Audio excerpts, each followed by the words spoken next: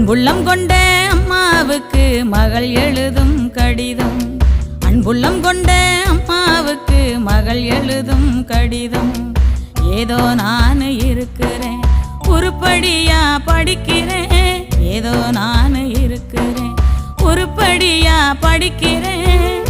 யாரும் இல்ல நமக்கு, நீ எப்படி இருப்பன்னு நினைக்கிறேன். யாரும் இல்ல நமக்கு, நீ எப்படி இருப்பன்னு நினைக்கிறேன். அன்புள்ளம் கொண்ட அம்மாவுக்கு மகள் எழுதும் கடிதம். அன்புள்ளம் கொண்ட அம்மாவுக்கு மகள் எழுதும்